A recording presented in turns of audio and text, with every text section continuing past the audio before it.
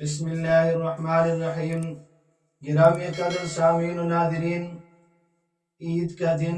بہت مبارک دن ہے اور اللہ رب العزت کی مہمانی کا دن ہے۔ عید کے دن گویا ہم سب اللہ رب العزت کے مہمان ہوتے ہیں، اسی وجہ سے عید کے دن روزہ رکھنا حرام ہے،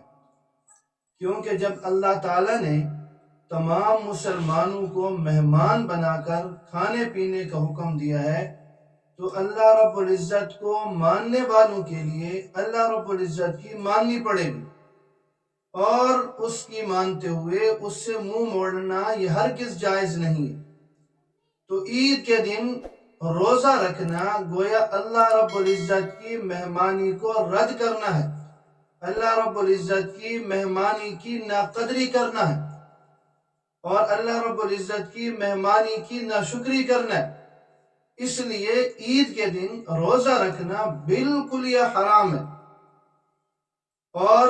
فقہاء کرام نے لکھا ہے کہ عید کے دن اگر کسی نے روزہ رکھ لیا اور اس کی نیت کر لی تو اس کا توڑ دینا بھی واجب اور ضروری ہے،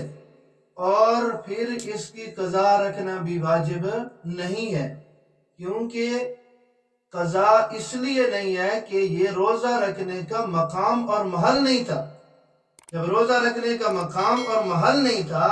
تو اس کا شروع کرنا، حالانکہ نفل چیز شروع کرنے کے ساتھ لازم اور واجب ہو جاتی ہے کہ اس کو پورا کیا جائے،